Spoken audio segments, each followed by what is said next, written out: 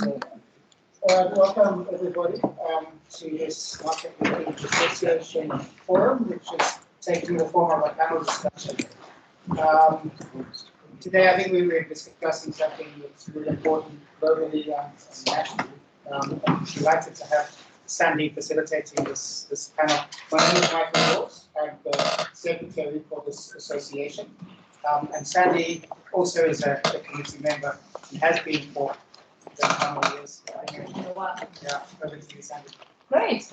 Well, once again, a very warm welcome to you all. It's fantastic for you having made it here. I know we have a few people from out of town, like Max himself, and I know from the Glendale area. Thank you for attending. This is a hectic time of the season. Gosh, 1st of September, can you believe it? We're already in the beginning of the new season, and it's exciting to see what is happening. Before we start with the introductions of the panel, I would really like to find out who's in the room with us today. If you wouldn't mind just sharing your name and the company that you're with, the organization that you're with, as we're going around in the room. And it just helps, because one of the key things with Market Linkage Association is the networking. And so if we know who's in the room, you can know who to grab at the end and have a quick chat to, or a quick discussion. That would be super helpful for those who are here early and on time. I'm sure we're going to have a few coming in the next sort of 10, 15 minutes. But anyway, I'm going to start with the only person in the second row here. Hi, Alex from FAO. Alex from FAO. Right, Ben, should we go to you? Hi, Ben from Dweller Carbonates. Peter Salk, John Salk Farmer. Kieran Quinch, John Salk Farmer. Great. Hi, my name is Willy Sani. I'm from the Embassy of Switzerland. Grace. Organization. Awesome. William, Foundations for Farming. Carol Edwards, Foundations for Farming. Hey, very good. Foundations for Farming.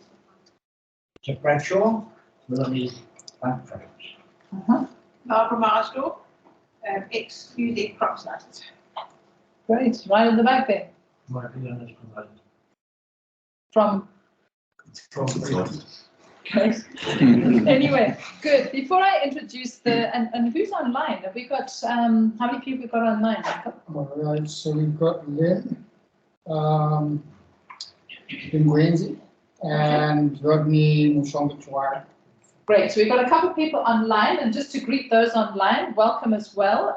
If anyone, I know Lynn, you might be in Harare, and if anyone is online in Harare, we welcome you to join us in person. Networking is great. You miss out when you're online, but good to connect. I know Max was saying where he lives, it's the only way to connect to Market Linkage. For those of you, it's the first visit to one of our forums. We hold them on a monthly basis. The Market Linkage Working Group started in 2008, 2009, where donors, government, private sector all came together, and it was around the contract farming side. There was a steering committee, and I think it was a 2-day symposium that was held, financed by FAO, and it was agreed that this would be something that would be very useful going forward. It came about then when the funding came to an end. Like every quarter, there were meetings that were held. In 2012, I think it was, where we transitioned to an association. So we are now known as MLA, Market Linkage Association. And as you can see in the room, we have private sector, we have donors. Unfortunately, I don't see any government members at the moment. I know that they're all busy rushing around. Yes, ma'am. We're parastatal. Parastatal, TRB, correct. I was hoping for the Ministry of Ag, someone like Prof. Jury and the, Chief Director of Agritech. So it's great to have everyone on board, but it provides a platform for us to discuss pertinent issues. And I am excited today, ladies and gentlemen, that we have such a strong panel to share with you some insights on what we are calling regenerative agriculture, biodiversity. There's many different names that we are looking at it today. But before I start, and I'm going to take my seat here alongside these experts, I wanted to just briefly introduce you to them, and then I'm going to allow them to give a few minutes to share a little bit about their organization and what they do. But I realize I haven't really introduced myself. So Sandy Roberts, I've been in the agricultural sector in Zimbabwe for over 25 years, working through commercial agribusinesses and more recently with smallholder farmers. My passion and purpose right now is supporting farmers, conventional farmers, to transition to a more regenerative form of agriculture, a more biological form of agriculture.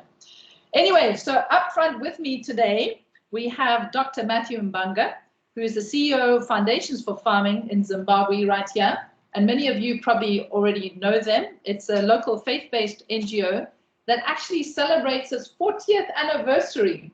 So the founding director was Brian Aldreve, and 40 years ago, in fact, what day is it? It's coming up. 1st of October. 1st of October, celebrating 40 years. So just been serving the country in particularly the smallholder sector and doing so diligently.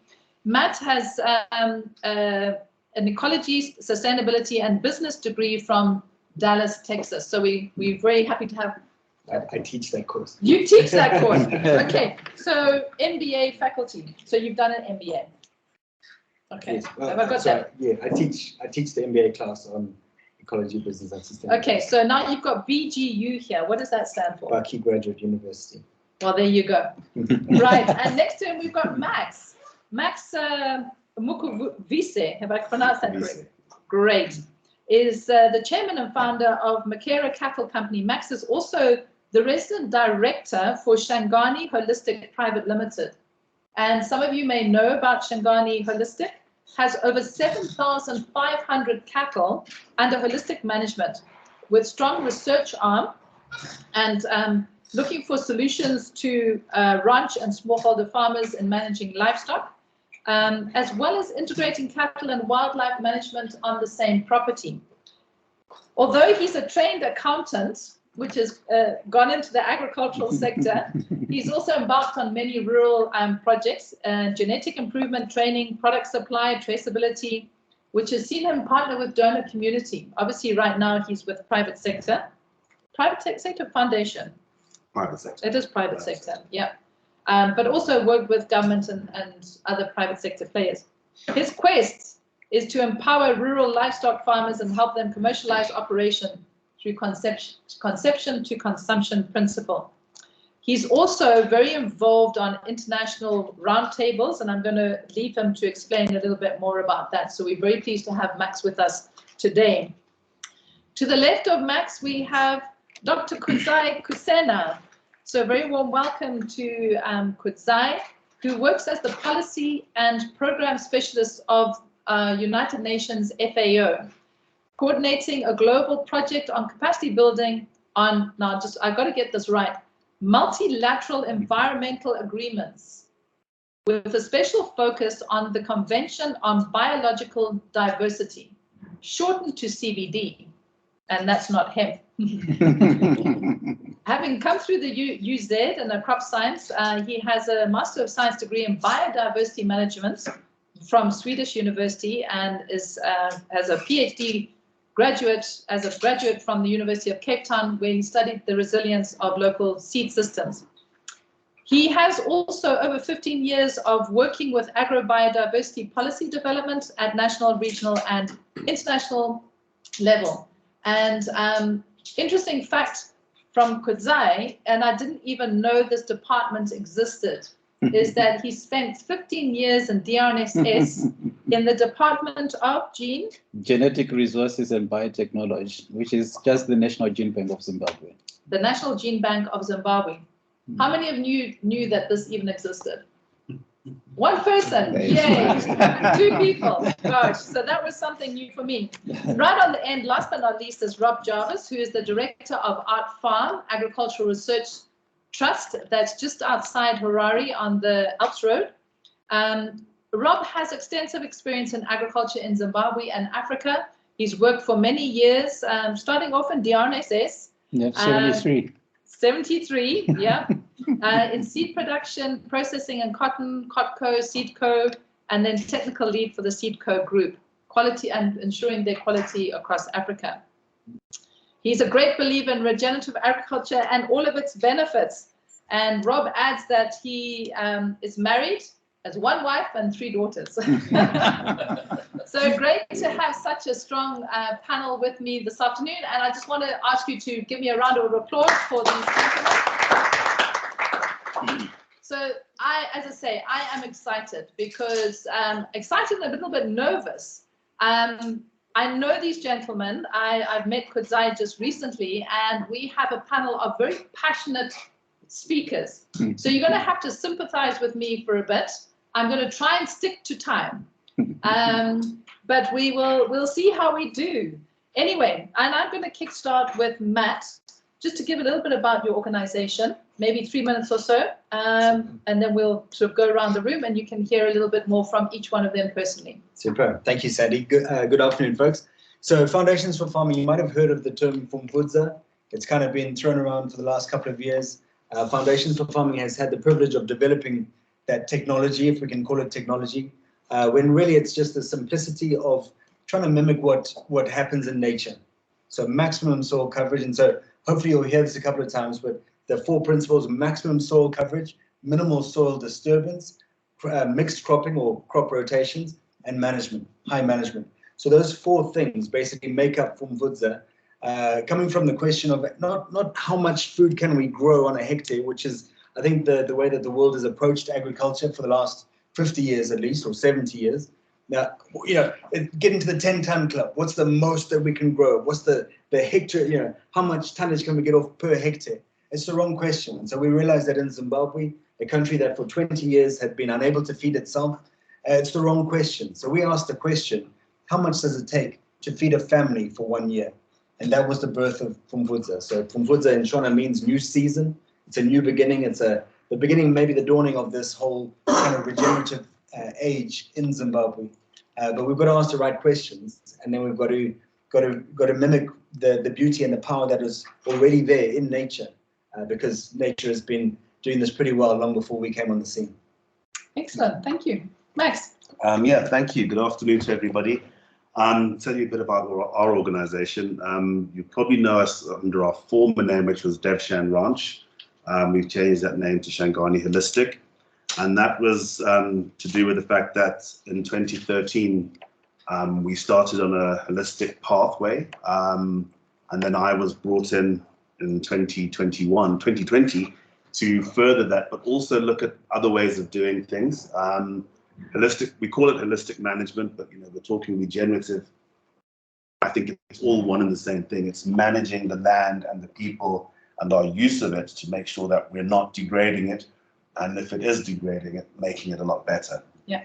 Our prime focus is on livestock. I've been in the livestock field for quite a few years, and what we're trying to do is use data to improve the veldt, to improve our livestock, get the results, see what we're doing, what worked, what went wrong, but not just keeping it to ourselves, taking it into communities. I think we've started our first project in Mat South, where we've said, outside of the donor community, how can the private sector come up with projects, sustainability projects, the famous word, that can assist farmers? And it's more about knowledge exchange than capacity building. In the past, there was a lot of capacity building, where we'd go into the field and tell the farmers what to do. There's a lot of knowledge exchange going on now. We're learning. We've got trials going on in Ethnovet, where the simple cures that have been going around in the rural areas for years, which have been lost because they haven't been written down. We're now trying to get those and seeing how they work, and is the solution to commercialize it through synthesizing the plants, or is it through just growing more of the plants? Are they there in abundance? So we're trying to work not just on ourselves, but we have a creed, and it talks about leaving the world a better place than where we found it. I am very fortunate that within our community, we have a very large research and conservation department based out of Johannesburg, where there's a lot of money spent, and there are a lot of collaborations with local universities. We fund African Wildlife Economies Institute out of Stellenbosch. We've linked up with a number of universities around the world in trying to bring solutions to Africa, but the solutions are based on what already exists. We're not trying to reinvent the wheel, we're just trying to polish it. A lot of cultural practices in the past were quite good, but have fallen by the wayside, and we're trying to find out what was the best to bring the land back to the way it should be. And I think I'm going to Excellent. Yeah. stop at that point. And there's a lot more that we hope to hear from Max going forward on the sustainable roundtable that he sits on a global Oh, yeah. basis. So we'll hear about that later. But Zion. Thank you very much, Sandy, and good afternoon to everyone. Asking to talk about FAO. Yes. Yes. Your project. Thank you. I just need to highlight that FAO is quite broad in terms of its work regarding conservation, agroecology, and I think it has really done a lot of work, and many more of you can actually school me about FAO. So I would really want to get to talk about the project that I'm doing as an entry point to the regenerative agriculture that we are actually talking about. I'm sure Sandy has already highlighted the title of the project, which is Capacity Building for the Implementation of the Multilateral Environmental Agreements. I think one question would be more like, what's this multilateral environmental agreements? We've got the Convention on Biological Diversity. I'm sure many of us have heard about it, but mainly it's looking at conservation and sustainable use of biodiversity. It also talks with regards to the issues of access and benefit sharing and all these issues. Then we've got also the International Treaty on Plant Genetic Resources for Food and Agriculture, which is just a shorter version of the CBD, but then focusing on biodiversity that is important for food and agriculture. Then we also have the chemical conventions, which actually deals with our pesticides, which is already, so it's a whole basket of multilateral environmental agreements that we are looking at capacitating. But then I guess there is a question to say, how do you link then to regenerative agriculture? Something has to live for it to regenerate. It has to have a self-perpetuating so that you can actually continue to produce and reproduce on the same things. And it goes back to biodiversity. We are talking about life. And all these conventions are actually linked straight back to biodiversity. And I believe this meeting is actually going to talk about issues related to biodiversity. And I just need to highlight that there are 4 thematic areas in this project. And the first thematic area is actually looking at policy development. So as FAO, we've got this big privilege to actually assist the government to come up with policies. And under this project, we're actually working on the agro-biodiversity policy framework. And having it as a framework is then to accommodate the diversity of different angles. Some come with agroecology, some come with regenerative, but under a framework, we can actually have something that goes into it. Then we also have the R&D group. R&D, there are a number of research that we're actually doing in this. The very first one is actually cost-benefit analysis. So this way, I'm just going to stop you there. So this Sure. is the exciting thing for me, because there's a lot of questions around sustainable agriculture, regenerative agriculture. You know, what are the true benefits? Yeah. And I know, Paul, you were asking this today. It's like, what are the benefits? Where can we get the results? So this is going to be quite key, is the research and development part of what you're doing. Thank you very much. I'll just highlight that the cost benefit, quite interesting, is we are not costing what is actually going into our conventional agriculture in terms of environmental costing. So at the end of the day, it might appear as the conventional is actually much cheaper, but in the long run, I'm sure we are battling with the costs of the previous production that we've been actually doing. So in this study, we're actually looking at environmental accounting and see how much that actually goes into cost as a direct cost and how much collateral damage that is actually going into the environment. And then add that to the price of maize, for example, you'll be surprised that it's actually very, very expensive and we're actually operating at a big loss. I will just highlight just that one study. There are other studies that are coming. There are actually more other studies that we are also doing, quite interesting. Then we also have another group working with the HHPs. There is the WHO. Do you want to just elaborate on that acronym? Yeah. The highly hazardous pesticides. I know it becomes very scary when it's like highly hazardous pesticides. But I think it's just similar to our triangle system of classifying pesticides in Zimbabwe. Yeah. But this is a global classification for pesticides. So it's a recent one, I think, from 2003. That's when it was adopted. And to date, there are a number of pesticides that have been listed as highly hazardous according to that global. And here in Zimbabwe, we've got about 18 that are already in circulation and we are already using them. But globally, they've been listed as highly hazardous pesticides. And in this project, we're actually looking at what would be alternatives so that we can actually take them out from circulation. Interesting. Then we also have the farmer field schools that we're actually doing in Makoni, in Mount Darin, and Gokwe South. This is really trying to work with farmers and get to the grassroots and actually deal with the practical issues about regenerative biodiversity. But for us, we're actually looking at the landscape level.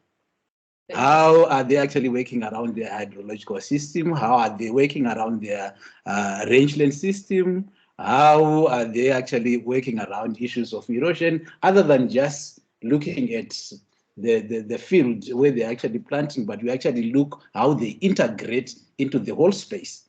And our entry point again is biodiversity. Thank you. Excellent. So we're going to get a lot of information out of Kudzai today. Rob, over to you. Yeah, I run Art Farm, and having spent 50 years working in agriculture in Zimbabwe and elsewhere, I think I'd retired and was sitting at home, and they offered me this job. And when I reflected back on my life, I thought, particularly like the years in cotton, it's fantastic how much cotton we produced in Zimbabwe at its peak. But I think it was a huge environmental damage to the, to the land. And I think what we've seen in the last 20 years is a similar thing happening right across the spectrum in what was formerly very productive commercial land. Because with a lack of tenure, there's a lot of mining of land going on, and nobody's really investing in the future. So, and you see the same thing all the way across Africa. I mean, if anyone has been to the edge of the Sahel, you will realize that, once you go down that hill and there's nothing left except a few trees, and people try and grow crops on soil that's really got no structure, you're on a hiding to nothing. And I think, we're in grave danger in Zim of facing that problem.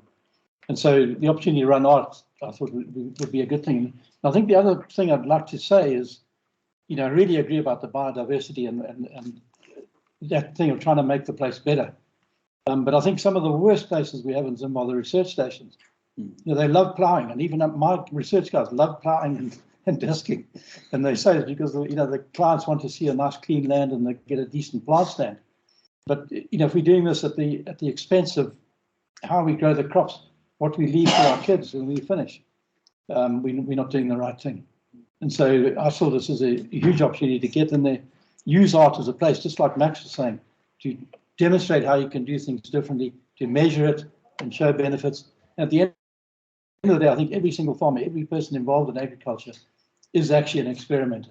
There's not going to be one answer for the whole thing. Yeah. Each one of you, each one of us, each farmer can do his own thing. And many of the things that we're seeing work are what some of these communal farmers were doing all along. I can remember on the Angwa River back in about 1975, the guys would go and grow crops in the riverbed. And we would shout at them and say, you can't do this. But, that's the only way they could grow something that they could eat, because there was moisture there. There was good soil that had washed down from upstream. And they grew a multitude of crops together. And it worked.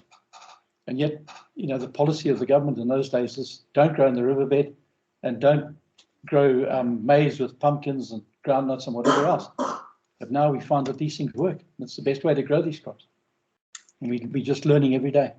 Awesome. And we were, in one season, we showed on art that by having cover crops instead of wheat, you can make more money from the cattle. And we hope to more than double the cattle that we're running on art. And prior to me coming there, we thought we were running too many cattle. But we think we'll end up with 1,000 head of cattle, where now we have only 400. I think that's the problem that you were having, Maxine. So, ladies and gentlemen, I hope you are getting comfortable in your seats. Take your notepad out and your pens. because the panel is, as you can see, strong panel of experts. We have on the smallholder sector, we have Max on the livestock, particularly on large-scale commercial as well as smallholders.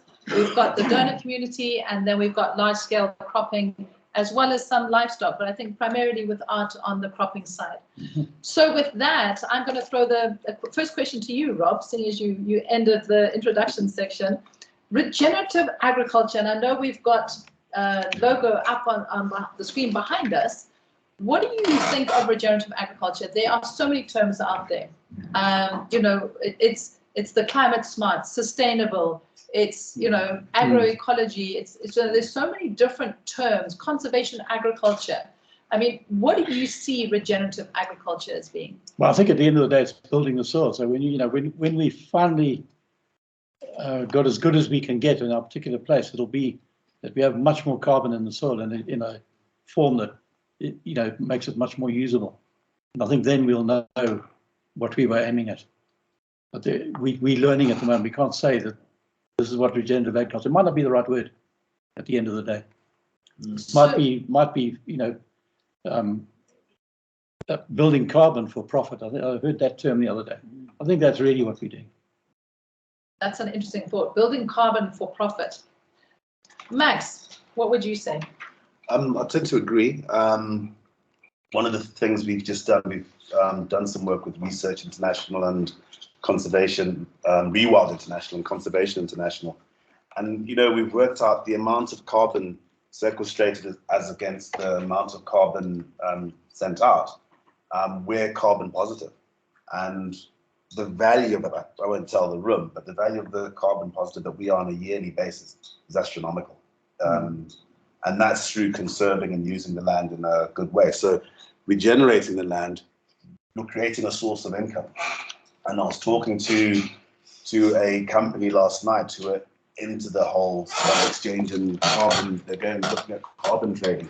And they were talking about how that can, if our rural farmers practice this type of farming, can start also participating in the carbon credit market. So there's a source of income on top of what they're doing in the normal course of business. And we're saving the planet, which is the buzzword at the moment. So regenerative, yeah. But also, as I say, I think I mentioned to you earlier, we've got two completely different types of ecology, whatever, on our ranch. Systems, yeah. In the north side, we've got bush encroachment. There's a lot of bush, a lot of wildlife, and our cattle roam freely with those wildlife. We have to have a separate system for managing that.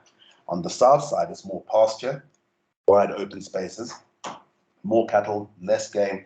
We manage that differently. But it is a holistic, regenerative, conservation type of farming. It's just that you have to adapt differently over there to what you have to do over here. So principles. I feel like the terminology is kind of less important. We get it. We understand regenerative. It's self-evident. It's self-descriptive. Sustainable, conservation. All these terms. That's fine, and everyone's in different places and for different reasons. And I think that that's fine. What we need to define is the principles that kind of hold this all together. And so the principles fundamentally for me it's coming from a system where we've had this linear economy where it's take, make, waste. There's this. It's just. It's not a closed loop, whereas what we're speaking about now is very much a circular economy. It's bringing it back to recycle, reuse, repurpose. And so everything from the leaves, the grass, the manure, the crop residues and so on remains in the system. And so I think we've got to define the principles, which I kind of touched on earlier, minimal soil disturbance, maximum soil cover, mixed cropping or crop rotations, and management. I feel like if we can agree on the principles and stick to the principles and champion the principles, what we call it is irrelevant. Yeah, Excellent. I can also come in with regards to soil biodiversity. I definitely agree with all of you to actually say more carbon, more life. Yeah. So I think it's quite critical. I used to have a lecturer who used to make this funny statement, but it's true. He calls it an underwear test. underwear test. Has Yeah. anyone heard of the underwear test? Yes. It's an interesting concept. Do you want to explain Very it a little bit? interesting. If you actually throw an underwear into the ground and you come back 3 days and it's still there, it's not degrading, then the soil is dead. Just make sure it's not nylon. So pure cotton underwear, if you bury it Yeah. and it's still there, you haven't got any life in the soil. No life. No life The in the soil. microorganisms haven't They consumed are all it. gone. And I think part of that is the understanding that the soil is alive. You know, and so this is something that we kind of work in concert with, Yes. rather than take from. Yeah. Yes. And, Yeah. and I think Rob touched on that. You know, the kind of the lack of land tenure Mm. has led to this kind of unfaithfulness Mm. with the soil, where it is a commodity to be used, and so we get what we can out of it. Yeah. And flog it, kind of thing. Mm. Versus just understanding. And so we've got a guy in our kind of network at Foundations for Farming who I first heard this from. He said when he studied what we now would understand as crop science or soil science in the 60s in America, it was soil husbandry. Yeah. And so there's a relationship there. Now it's soil science, and it's kind of stagnant, and there's a separation. And so I love what you're saying. It's alive. The soil is alive. Yes. Yeah. And we've got to treat it as such. Sure. So really just to, so you get much more of what happens to the crops that we see above ground. There's a lot that is actually going on underneath. And it's quite critical and very important to have that life in the soil so that we can see beautiful outside appearance of the crops. I think it's quite really key. I was actually looking at the regulation services that we actually get from the microbes that are in the soil, the nutrient cycling that we actually get by the microbiology that is actually in the soil. So it's really quite important that then we have to take care of our soils so that they are self-regenerative. I'm going back to regenerative. I want to come back to that whole point just now, Sure. but I think because you were the only person on the panel that is working with government in influencing policy and biodiversity, I think it'll be really interesting for people in the audience here just to get an idea, what does that mean? Is that Ministry of Agriculture? Is that Ministry of Environment? How do the two talk to you? What does that all encompass? Because it'd be interesting going forward. We're always nervous of laws coming out. Yep. Because they need to be enabling, and some of the laws that we've experienced recently haven't been. Yeah. But it'll just be interesting to see, what is happening on that side. Yeah, quite interesting. We are actually engaging ourselves with the Ministry of Environment and Ministry of Agriculture. There are 2 platforms already that are actually meeting on a regular basis. We have what they call Pillar 8, which is a component of the National Agricultural Policy Framework, which deals with the resilient and sustainable agriculture issues. And they're actually meeting with the National Biodiversity Forum, which is an environmental-based kind of forum which is constituted by environmentalists. And these 2, they are actually talking to each other. They've come up with an issues paper for the Agro-Biodiversity Policy Framework. And at the present moment, we are doing provincial consultations, and we will have a national validation kind of process at national level. And I'm really happy that my network is growing, and everybody should actually be part and not be afraid and contribute into the policy. Dialogue. I believe there is a lot of work that is actually being done that needs to be anchored somewhere in terms of the policy, and here is an opportunity to do that. Thank you. Excellent, thank you. And so, on your side, Mfumvudza program has been embraced by the government of Zimbabwe, and I'd just be interested to hear from your perspective. We had a question, is this good for the nation?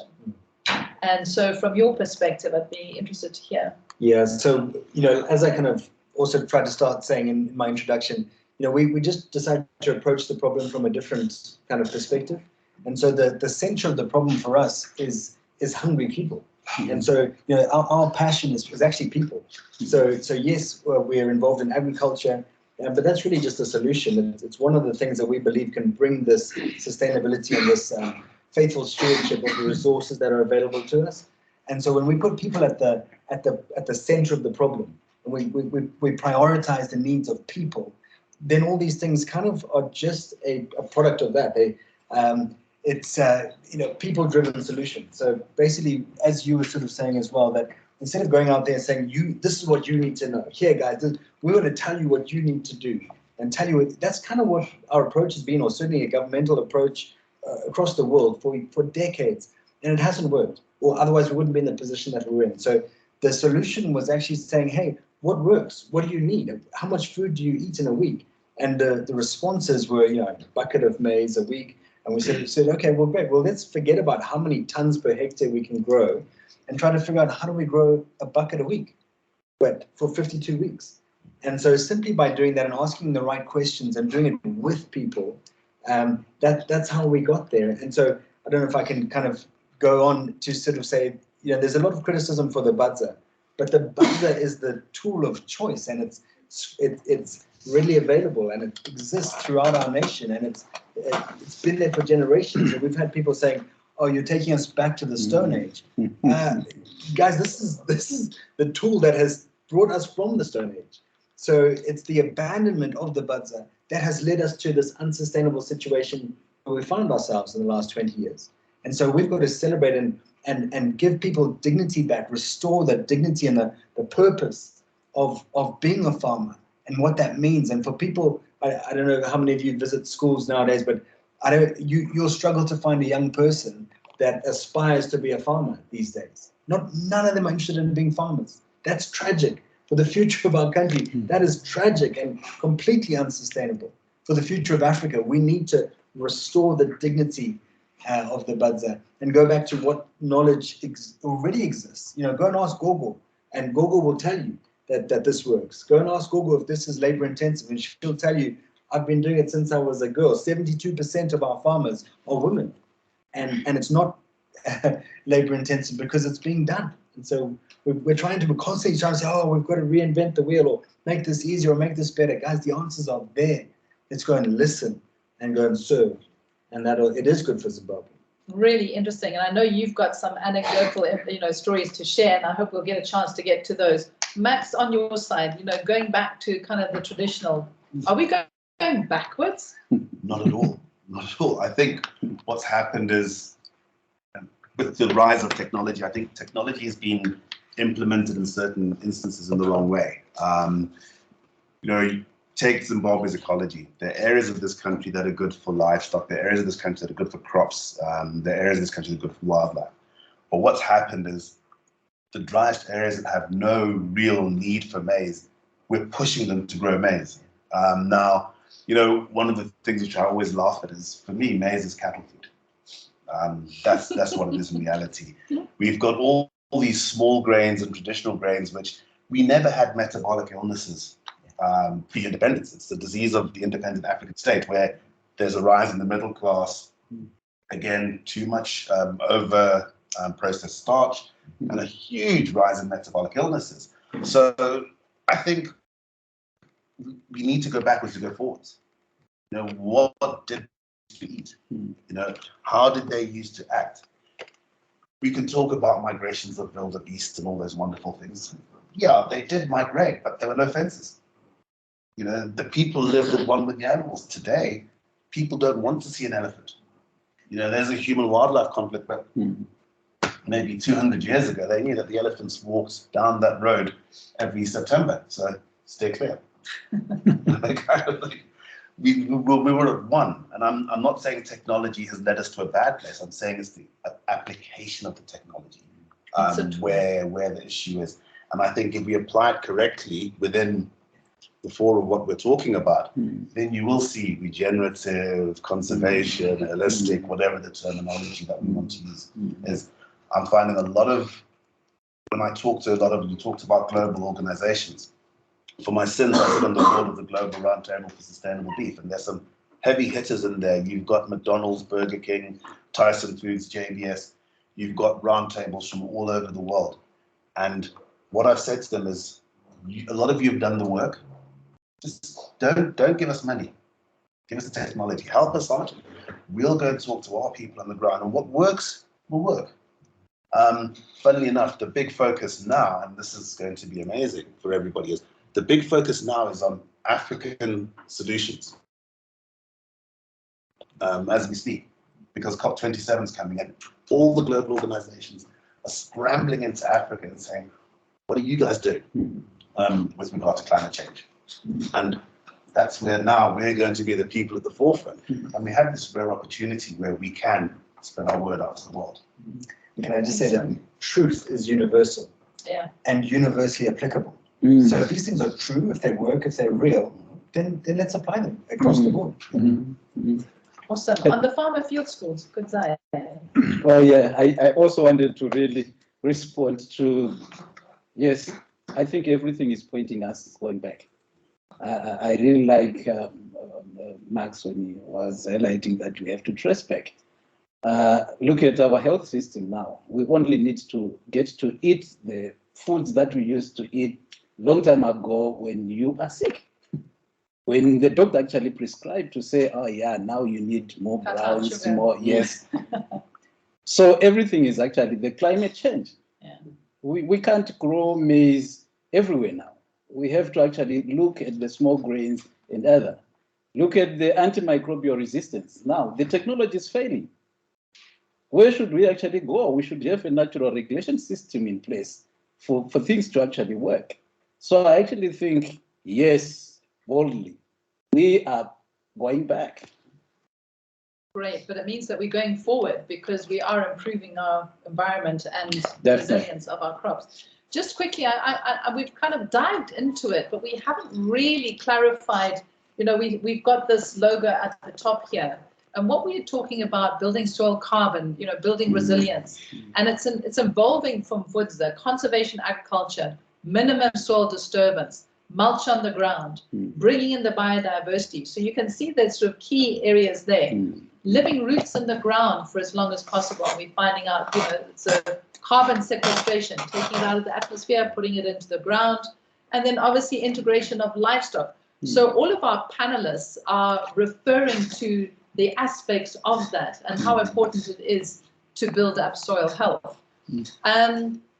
Rob, you've been quiet for a while. I'd be interested to hear your experience on Art Farm so far and what you've actually been noticing yourself, even in your own garden. I mean, Rob is a great naturalist and does his mountaineering, any tree he knows, he's all the birds. He's also a snake catcher as well. I mean, you had a boomslang outside your office. What was it?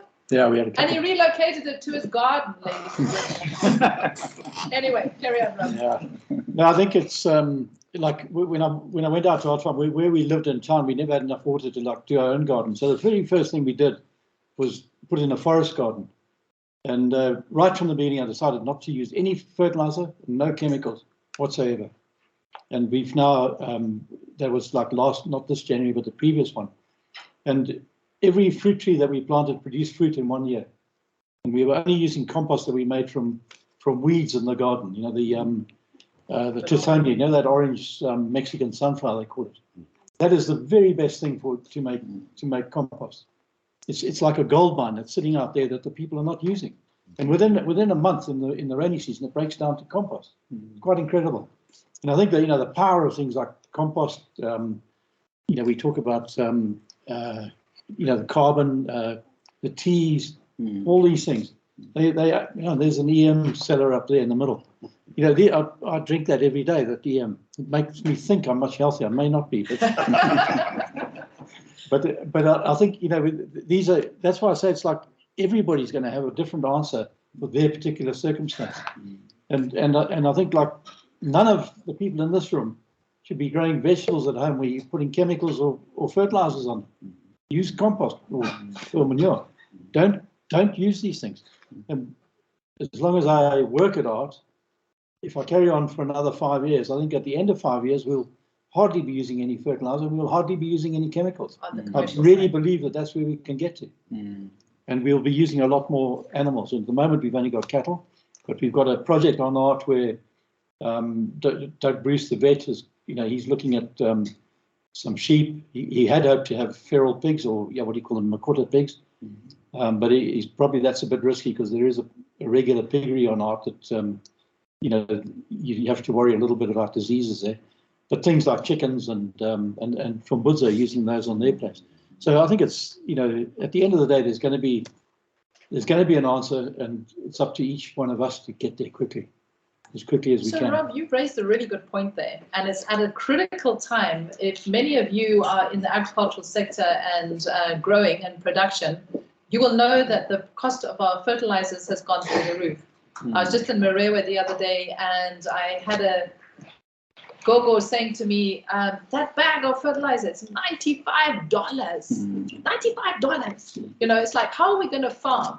And so it really gives hope to a lot of farmers that there is a solution and that we don't have to be completely reliant on fertilizers. But I'd just love to hear the experiences of, you know, Kutai, going back to you on the farmer field schools, you in the hot, dry areas, Matoko, Mount Darwin, Gokwe. Makoni. Is it Makoni? Yes, yes. Yeah, quite interesting. You are raising quite a very interesting point. I think the general populace, they kind of like believe in the synthetic fertilizers, and that has actually leave them really hard hooked to the cost that they are not actually supposed to.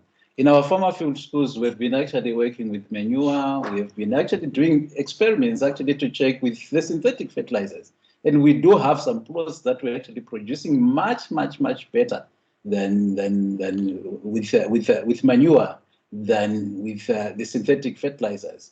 And the basic thing really is that a live soil actually is actually regenerating, and it's also mobilizing the nutrients. And much more, really speaking in the broad terms, people are actually wasting fertilizers. They're actually buying, they're polluting more, and they're not getting any benefit from it. Mostly because their soils are not in a condition to be able to actually utilize that and give it to the plant. Usually it's locked away, swashed away, leached, and more of these environmental hazards actually happening.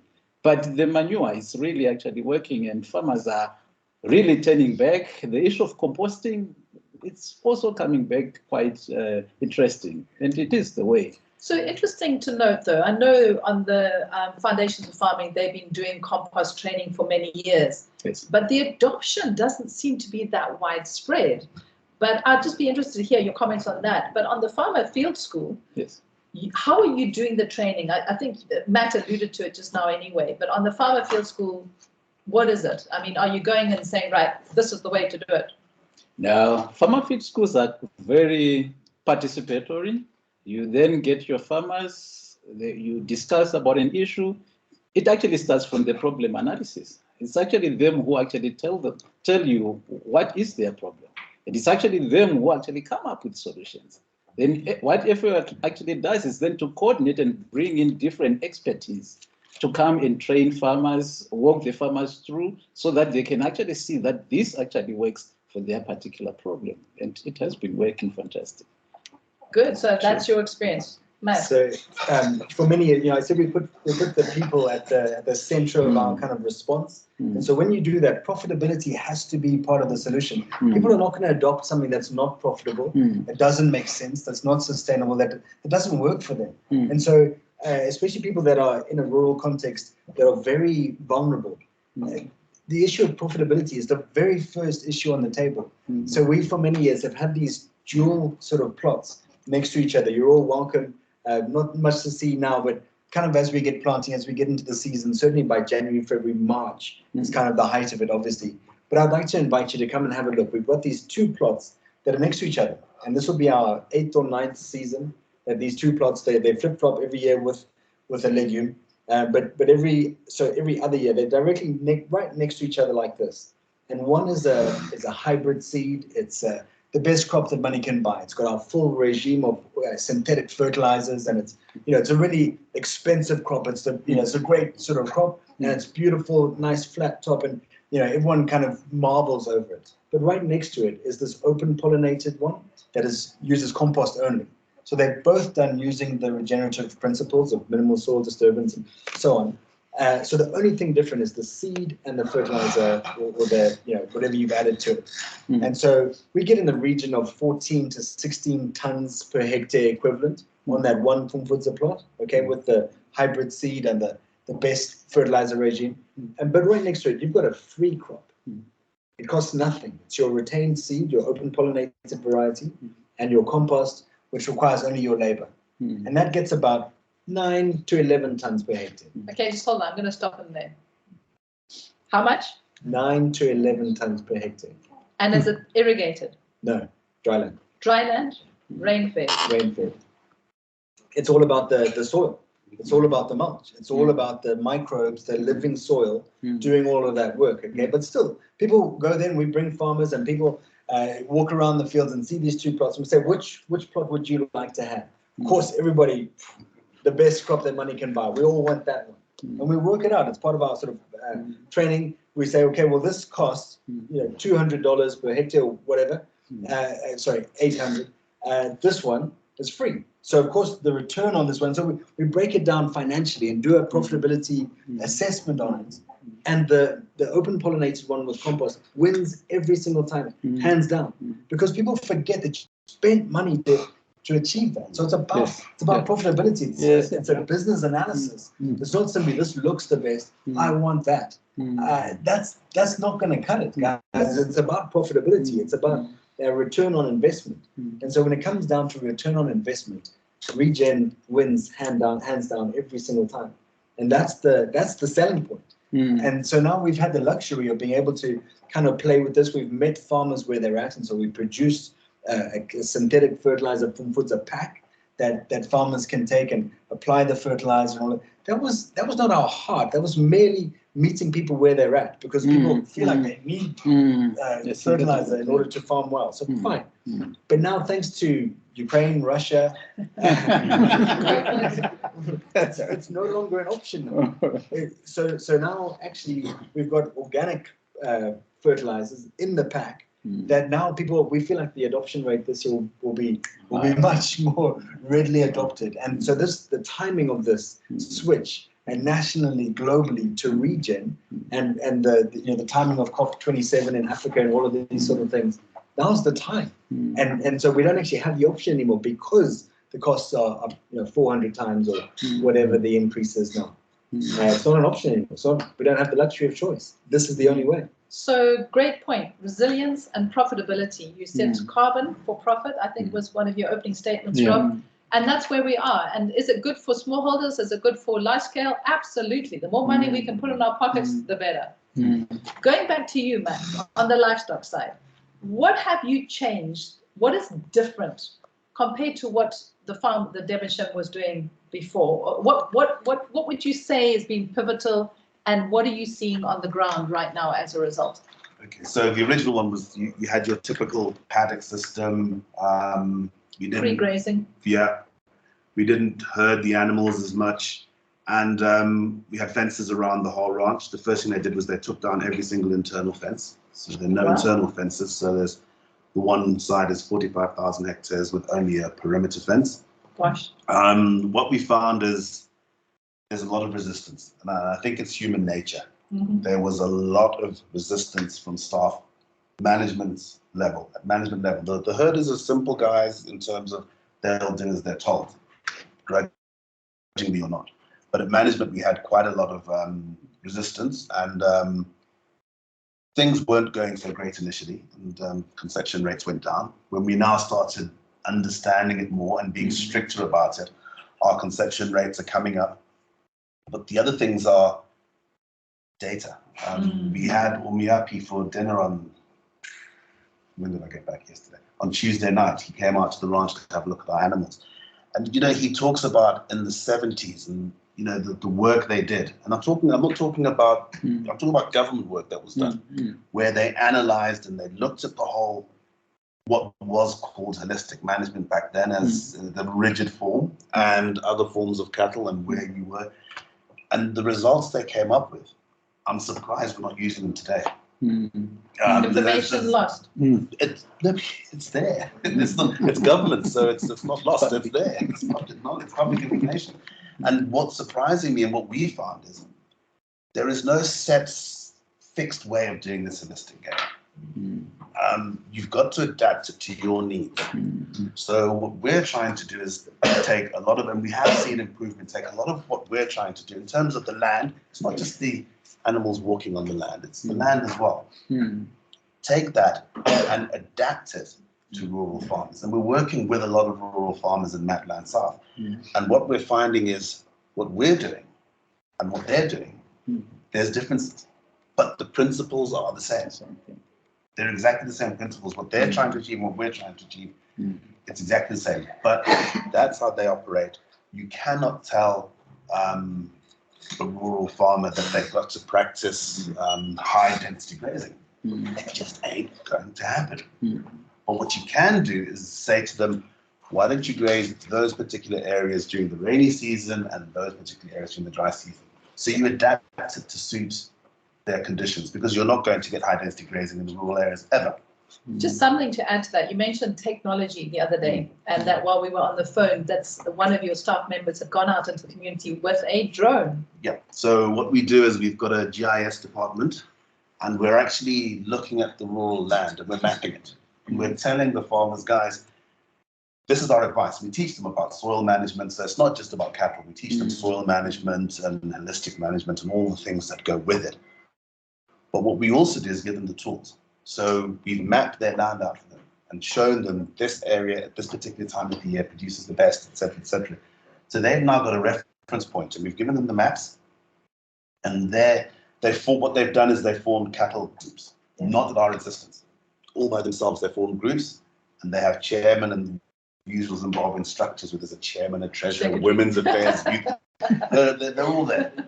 But the amazing thing is they're taking it on board. And yeah, we're using a lot of technology. We're using traceability technology. We're using GIS technology, soil analysis, doing counts of simple bugs on the ground and getting them to feed all that information back to us.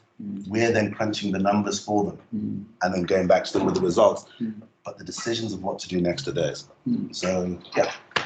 That's awesome. Great. There was something I was going to ask you about that. Your conception rates, what were they last season? So they were down. We had heifers, and this is absolutely ridiculous. We had heifers at 18%. 18%. And we had. So who's in the livestock industry here? That's a disaster. We had cows, full grown cows, sitting on around the 45% mark. Oh, gosh. Now heifers are above 90%. There you go. And the cows are come up, but they're sitting on about the 70% mark now. You touched on something as well, was mindset. Yeah. And there's a term that's used often, it's called cognitive dissonance. Because of our training and what we have been taught and we believe to be true, we don't think there's an alternative or another way that's just as good. And so mindset, how did you overcome those mindset challenges? Data. Data. If we can prove, like you're saying, you can show the guy, there's the field there, there's the field there. By using data, you're saying to him 9 tons is cheaper than 14 tons. You're proving it to him because you're gathering the data. The biggest problem at the moment is the guy will say 14 tons because he's not considering the cost of anything. Correct.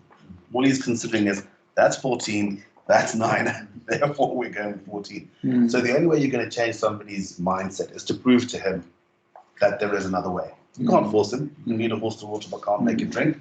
However, the data is, for me, the biggest tool that is helping a lot of our small-scale farmers up their game. Not only that, Rob, on your side, I mean, that's a key and pivotal role of Art Farm, is getting that information, the data. Yeah, exactly. I mean, that's what we've been doing is like measuring, like growing winter wheat against cover crops and feeding the cattle, measuring that every week. And we showed them one season that there's money to be made there. So putting and them with on zero scale, inputs on the cover crops other than the very expensive seed that we've got from your company, which was donated, I might add. Anyway, so just looking at that as different options of building up the soil health. So it's commercial, it's smallholder, it all makes sense, money in the pocket. One last word, maybe from each of you, and then we'll open it up for questions and answers. I hope you've been writing down as the questions as we've been going along. Matt, last word on whether, how do people find the information on regen. Anything else that you want to just add to this conversation? Yeah, so maybe I'll just tell a short story. So the founder of Foundations for Farming, Brian Oldreive, started doing this back in the 80s.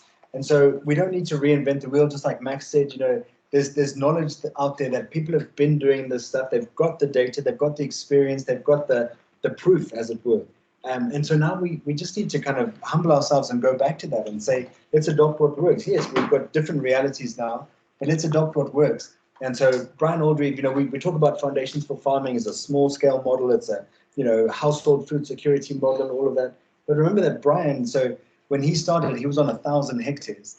And so he started doing this and putting, you know, maximum soil coverage, minimal soil disturbance, and so on, and crop rotations back in the 80s when that was unheard of. And he was mimicking what he found back in the Dust Bowls of Texas, when they had this environmental disaster there, and so they had to adapt. We've now got an environmental disaster, we have to adapt.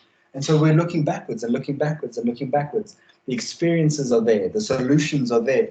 Brian grew that 1,000-hectare row cropping farm, which was Hinton Estates in close to Bindura. He then grew that system every year for 12 years, growing more and more and more under this system, from an initial trial of 1 hectare, 2 hectares, 10, 50, 100, 200, till the whole thing was done. And so 5 surrounding commercial seed growing farms went out of business during the same 12 years that he expanded. And he never lost money once during that time, during that 12-year expansion.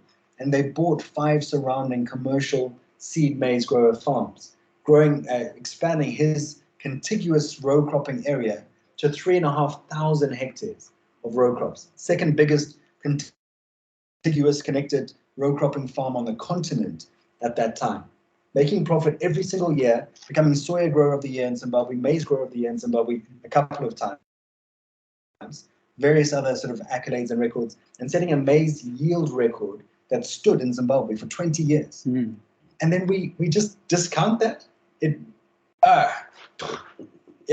Whatever, let's start again. More seed, better hybrids. Plow. Guys, the answers are there. The solutions are there. We've seen it. We've done it. Let's just get on with it. Let's hold hands. And as a country, if we all adopt this and walk together, the future is bright. Zimbabwe's future is bright. I think we're ahead of the game in Zimbabwe, if you look at the region. So let's do this. Great. Interesting the world is looking at Africa. Max, what you saying? Yeah, basically my mantra is think local, act global. If what you're doing can't be applied outside your boundaries, you're wasting your time. You know, I could make all the money in the world sitting on my little plot of Zimbabwe. If I'm not benefiting the rest of people, there's still going to be petrol keys, there's still going to be no money. I might be driving around in a fancy car, but I'm not solving the Earth's problems. So the first thing is think locally, act globally. Whatever you're doing needs to have the ability to be scaled profitably into not only for me, it's not only into the local community around us, the whole nation, the whole continent. Let's take it as far afield as we can. And the second thing is, you know, collaborative thinking. Prescriptive thinking is all the norm, it's all the rage. This is what you're going to do, this is how you're going to do it. If we don't get out of that mindset, as you call it, and start thinking collaboratively, and when I talk collaboratively, it's not just with the guys in the rural areas, it's the 4 of us sitting here. If you're going to leave this meeting and say, it's not going to work. We've got to be at one. We can call it whatever we want to call it. You know, you could be talking about a little hole in the ground. I could be talking about cattle. You can be talking about, I don't know, pesticides or whatever. You could be talking about large-scale cropping. But ultimately, our objectives have got to be aligned. And we've got to be talking to each other, because I can guarantee, as sure as the sky's blue, there's something you're doing in your cover crops that I'm not doing, that I could learn from you. And that I could not only learn it from you, but also adopt it and take it out to the rest of the world. There's something you're doing with your cropping, something you're doing with your teaching the farmer schools. Collaborative thinking, for me, is the only way we're going to get this regenerative thing working. Great point. That's why we're all here this afternoon. Good, Zai. Good. I think having listened to everyone, really quite interesting discussions that have been I've been thinking if our matrices are actually good to actually account for the environmental damage and see how much cost that actually goes into the environment, which we don't see at the price tag now. How much will it cost to actually produce a metric ton of maize or beans? It will be so huge. But who is paying? Well, somebody has to pay. At some point. At some point. And we hope you're going to come up with those answers. And those figures.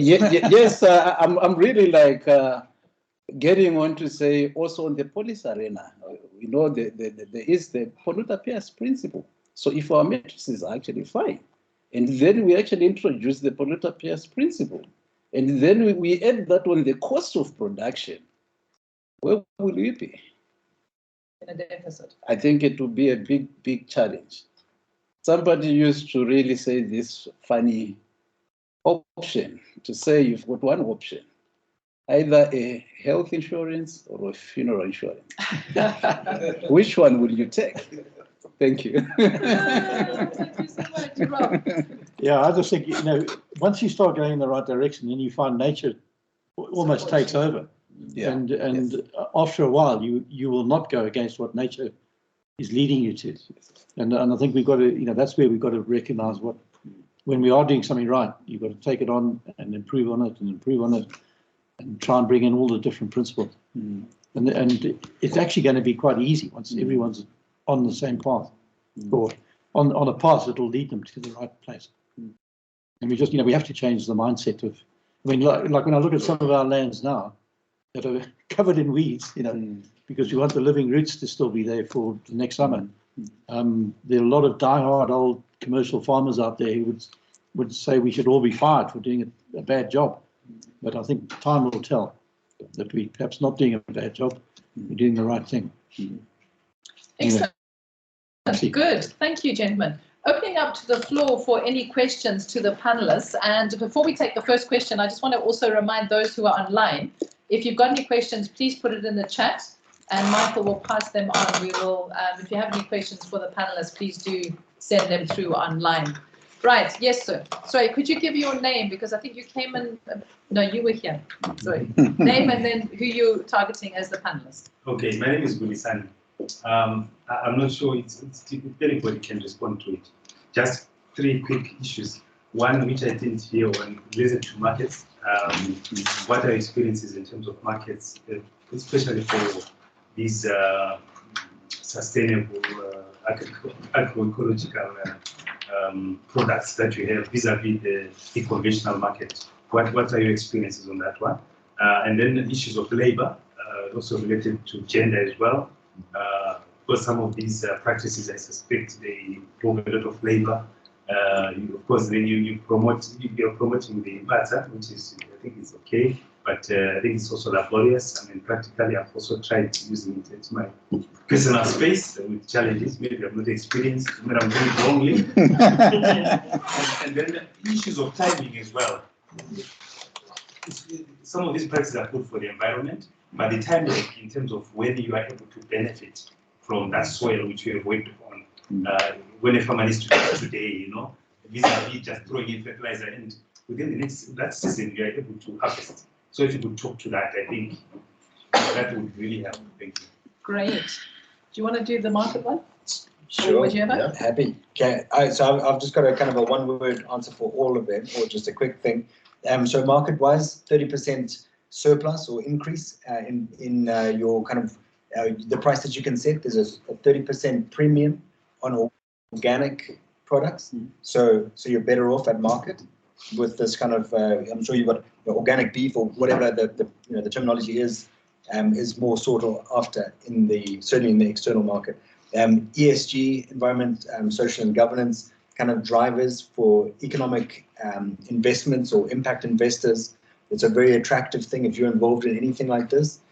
Because of the ESG scores of these activities, it's an attractive investment for big investors.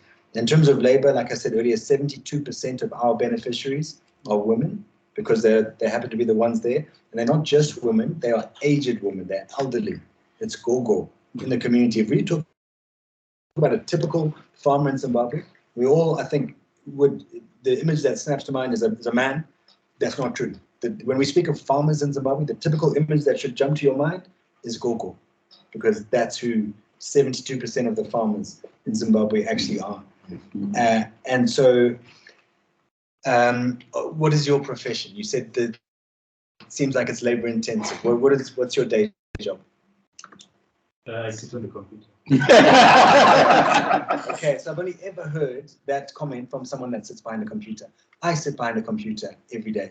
And so I thought, let me go and just once and for all, put this thing to bed, you know. And I was actually on a panel at an FAO meeting. The permanent secretary from the ministry was there, and he said that. And I challenged him in front of the whole audience. Sir, let's you and I dig up Mfudza plot this year. Come to our place, we'll document it. He wasn't able to come. He didn't show up. So I did it myself as an office worker with our lady in our office who's from the media department. She's also sits at a computer all day. We set up a time-lapse camera, and her and I dug an entire Mfudza plot. It's 1,456 planting stations, 39 meters by 16 meters, one Mfudza plot. Took us 3.5 hours.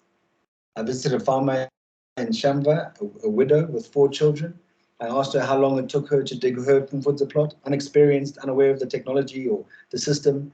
It took her 2 days. I said, wow, 2 days of labor, that's hard going. That's, wow. What did you do last year?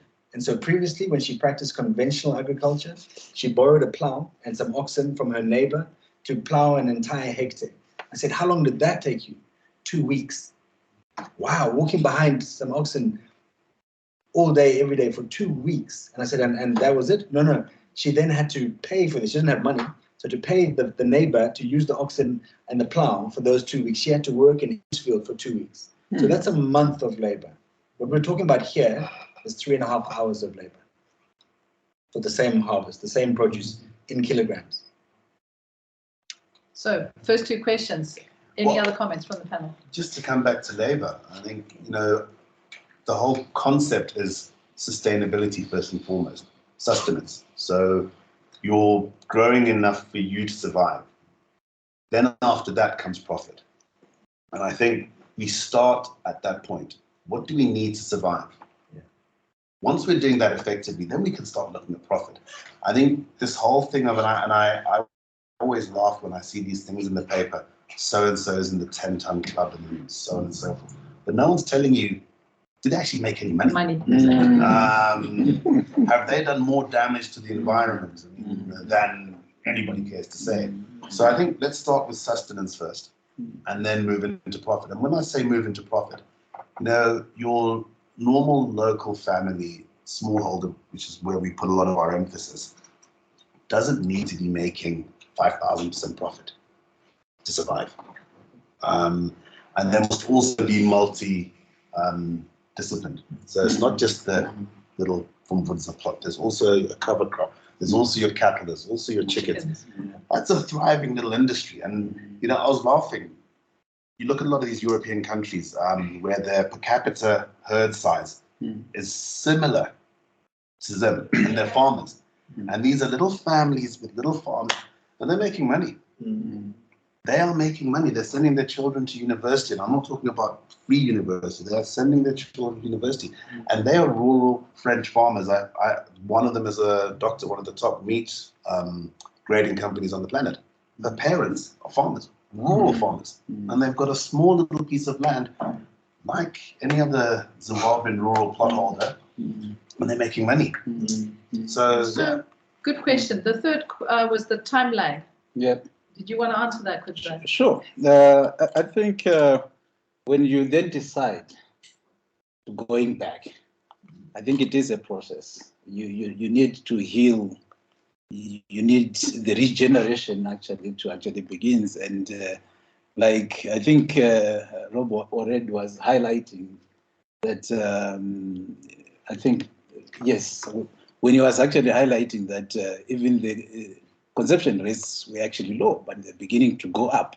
So it is a process. It can actually take more seasons for you to then have a well-regenerated soil that is productive, that will get to the tonnages that he was actually talking about. So just a quick one. That was 1 year. You got those conception Yeah, rates to up. change Yes. it. So that was a good one. Yes, On, very on good. your yeah. side with the 9 tons, how long did that take? Was it 3-4 years of those rotations with legumes, or So was it quick? it will respond straight away. Yeah. So maybe not as much as we all think, but in certain Yeah, yes, aspects. yeah. Yeah. So what I was actually highlighting is actually that there is a need to actually heal the soil, Make because it you're stop. actually coming from the negative for you to get to the positive. Sometimes, yes, it actually responds instantly because everything is available, but I'm sure the graph continues to grow Yeah. from the baseline. Yeah. So I think it's actually key and very important. Minimum tillage, you can have challenges of weeds in the next, and you feel like this won't work for me. But if you are also resilient, definitely in the second season, in the third season, then you also get the art, you get the understanding and everything. And I also believe with the organic farming, they really need like 3 seasons for them to begin to buy and certify you as an organic farming. You have to actually mop up all the chemicals in the soil first before they actually certify you. Okay. That's true. Thank you. Just to answer the market question as well, I was sitting on a roundtable panel online, and on there were all the international Unilevers, Danone, big corporates, internationals, and they had made commitments that by 2030 they would be sourcing all their product, raw materials from farmers, from regenerative production on farmers. So that's going to be a big carrot for a lot of the producers. Yes, for exporters or wherever it is, but that would be you either in or you out, of this market. It's one of those sort of situations rather than a price incentive. So just interestingly, that worldwide there is that pressure being brought to bear by the consumer, which now the markets are taking up and saying we need to do this better. Anyway, let me take one more question in the auditorium before I turn to anything online. Is there any other questions? Sorry, there's a lady in the back there. Thank you very much. My name is Nyasha Tadira from Zimbabwean. My question on markets is, are these markets now really common local for organic? Usually there's this global gap to export, but we need local markets for these organic products that our farmers can sell to them, meeting all these global gap certification costs and the trade charges so that the farmer can get markets. So great question. I don't know if anyone on the panel wants to ask that, or I can. Yeah, I think the market will come later, but you still got to do things that are right. That will make a difference anyway. I think when you travel around Africa, you find where these metabolic diseases that Max mentioned are most prevalent is where people just eat maize, and refined maize is even worse.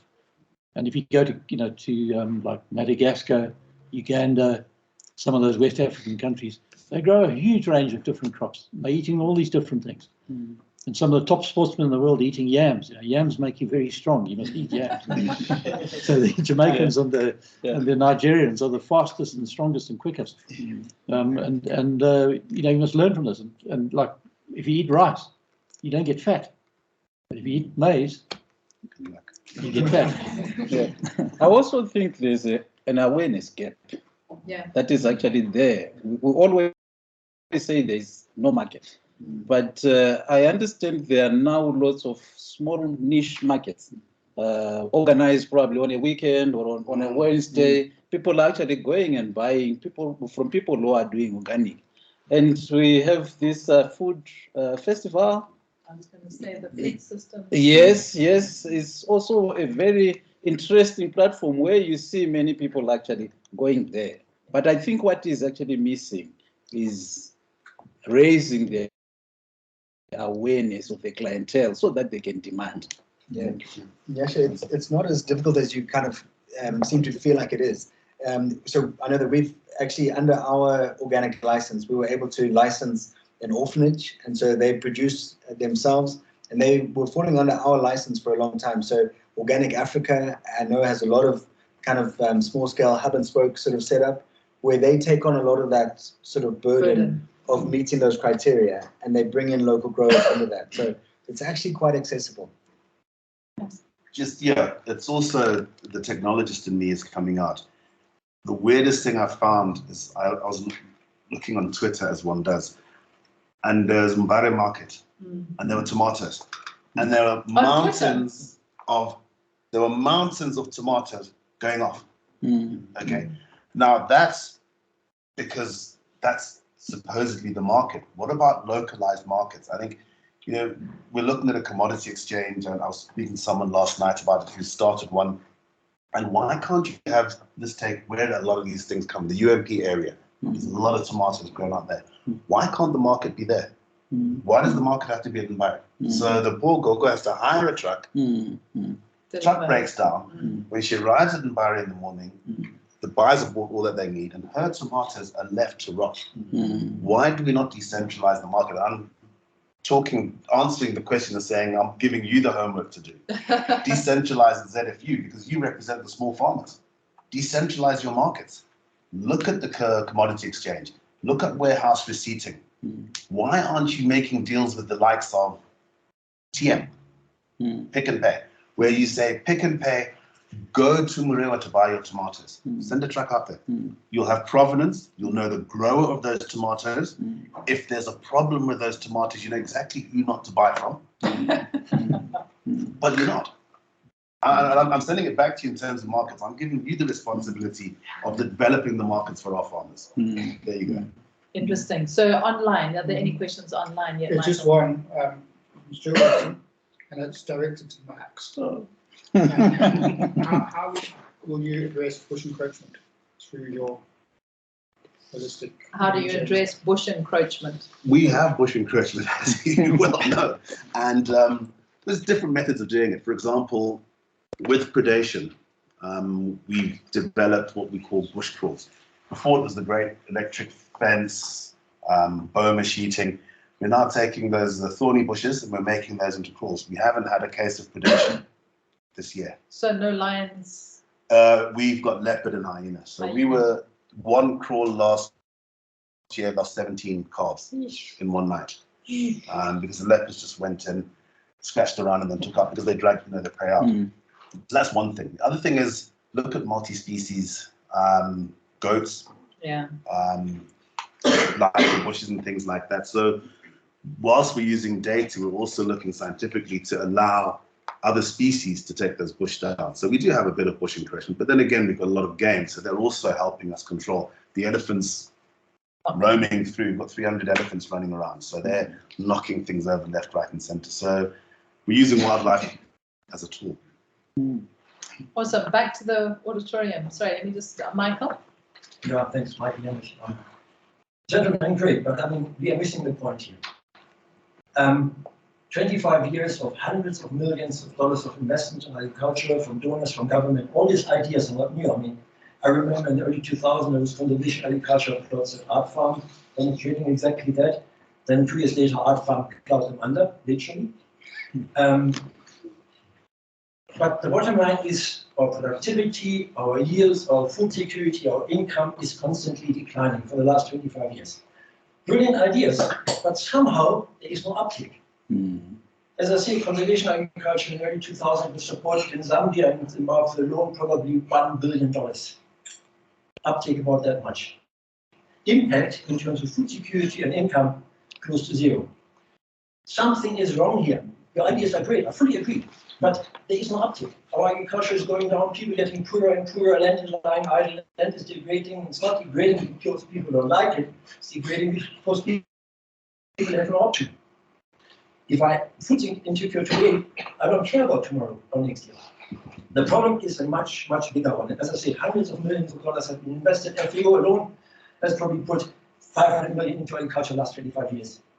Where are the results? We're doing something wrong fundamentally, because all your good ideas are not taken. So I'd have to challenge that. I think they are being taken up. But also, if we're going to be completely honest, I would say that the problem is we're feeding people with handouts and with donors, giving people. We're disincentivizing farming as a business. We're disincentivizing farming as a livelihood. Why should I farm? Why should I work? Why should I get my buds and go into the field if someone's just going to arrive with a lorry and just give me a bag of maize for free? So that for me is the real problem.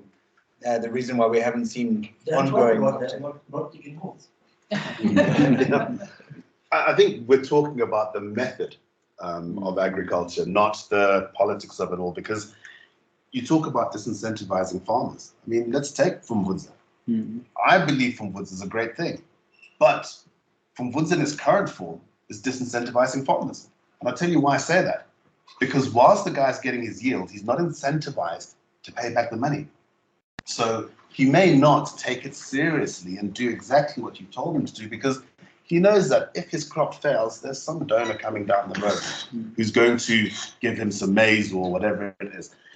I think part of my biggest problem is, and I'm talking private sector here, the private sector has been pushed out of this whole sector, which is why we're doing our own way, which is why you guys are doing your own way. Because what's happening is 50 million, let's be honest and frank, $50 million comes from some donor. Only people who can run the project are people who have managed projects of that valuation. There's no private sector company that can compete in that space. So all these NGOs come in, and I'm not disparaging them, but that's what really happens. Projects are written in Ethiopia, Brussels. I've seen many of them. They haven't even been written by Zimbabweans. And you expect those projects to work here. It's not going to happen. What we're trying to say is, we're looking at what we're doing. We're looking at what we're doing right, and we're taking that to the people. We're not saying the whole country must do it tomorrow. What we're doing is we're looking at small wins. Start small. You guys over there, if it's working, are we happy? Let's replicate it over there. At the moment, we've got, if I'm not mistaken, 6,000 cattle in total of rural farmers that we're training right now. And we are seeing the results. We're not going to try and force it upon the whole country now. We're going to do it slowly but surely. These $50 million projects and all those things, they disincentivize, as you rightly say, anybody from farming, because they don't have to pay it back. If they fail, it's not going to work. Until our farmers have skin in the actual game they're playing, time is being wasted. And that's why during COVID, during 2021, the 2020-2021 season, that's why we had this massive spike of productivity, was because of all the donor aid dried up. And so there weren't all the handouts and the feeding programs and all those sorts of things. So people had to farm, and they did. Interesting. Do you want to contribute to that discussion? Yeah, I think, part with what Mike said there is, I was shocked when I took over at ART that they ran a minimum tillage, block of land, a land on the farm for 17 years with zero tillage, basically. And apparently you could put your hands in the soil and bring it up, and it was just crawling with earth ground. And then somebody decided to plow that in and start again. And they just, just to lose that that incredible experience and knowledge that was there with the guys on the farm at that time. So there's a lot of things that we know work, and Brian showed it over many years on his farm. And a lot of us were skeptical at the time. When I was in the cotton industry, we thought this didn't quite work for cotton. It worked for maize and soybeans, but not for cotton. But I think at the end of the day, it works for everything, and you just got to find a way to make it work. And nature comes in to help you. Interesting. So, Michael, you want to contribute to the discussion? Just to respond to Michael, the four principles that Matthew was speaking of, I think they're very difficult to achieve in the communal context, especially the ground cover one. And if you don't have all those four principles in place, your results will be suboptimal. So I was fortunate to be with Daryl last month, or maybe 6 weeks ago, when an American, what was his name, Daryl? The ground cover. Roland Bunch. Yeah, Roland Bunch was presenting on a living ground cover, and I think this could be a key to bring this in, because practically saving mulch in the communal area is very difficult. Removing The it conflict and then of priorities with putting livestock it in back particular. again, it's a big challenge. So I think that's been part of the reason why a lot of investments have disappointing results. Great. I'm going to, one last question. Comments related to the tobacco sector. Comments related to tobacco? Yeah. It's exciting, names. Well, I think one of the things in Zimbabwe that's really quite interesting is that some of the leaders in this regenerative agriculture are the guys who have been forced to lease land because they don't have their own farms, and they're restricted in the amount of land that they have, and they're trying to grow tobacco after tobacco. So they've been very, very innovative, and so that's sort of like contrary to what I said earlier, that there's no uptake. There are people who've been forced by the circumstances to try new ways to make it work. And I think, I don't know, what the Tobacco Research Board is doing. Maybe we could hear some comment on that. But it would seem to be an area where you can really help farmers. And I think at the end of the day, we should also maybe make a comment about land tenure. The communal areas are just crying out for land to be owned and not communal, so that you do see it as your investment in the future for your kids. The communal way just doesn't work in the long term. Sorry, do you want to respond as TRB? Are you doing any trials? Yeah, in terms of the soil cover crops, yes, we have a lot of trials that we're doing where we are looking at shorter rotations. Say you can still grow your tobacco after tobacco, but in between with shorter rotations with your sunbeams, the clovers, and at least get something back into the soil. But then, as you said, that could apply maybe to the large scale farmers who are able then to irrigate and get the cover crops in between. For the small scale farmers, it's really a challenge because they can't get that cover. They don't have the water, and it becomes very difficult for them to come in even with minimum tillage because of the pressure of the weeds again. So they still go back with the fertilizers in the conventional system. So that is the research that we are really doing. And on top of that, we've been really evaluating a whole range of biofertilizers, just maybe trying to get the life back into the soil, just to improve the soil health in terms of maybe let's just use the biofertilizers since they can't have, in terms of addition of organic matter to build the soil carbon in the soils. So we are doing some research on biofertilizers. We have proved quite a lot, and the research is still going on. Can I just add? So back in the 90s, there was a series of trials, maybe over 5 or 6 years, on looking at tobacco grown under different tillage techniques, so on the flat versus ridges versus beds. I think tobacco on the flat was generally difficult because it doesn't like wet feet, and so it really works so well. But those results should be in the archives. So it's just interesting to note, though, I mean, working within the system that they had in those days, but now when you're talking regenerative agriculture, building of the soil health, there's a lot more filtration and water, going in and through. So not just compaction zones and things like that. So I'd love to, if TRB's got the time, to do new trials of those with the cover crops to see how that would develop and how it would look in this day and age. Ladies and gentlemen, we have come to 4 o'clock, and I think that's our hard and fast deadline. I'd love to be able to take the opportunity, hang around and network, talk to the panelists that have been presenting with us this afternoon. You have been given a short questionnaire to fill in for, we have these forums once a month. What is of interest to you? What would you like to hear more of? What feedback would you like to get back from MLA? And obviously, Tony as well, if you are not a member, you would like to become a member of the forum, MLA specifically, please speak to Tony and he'll be able to assist you on that side.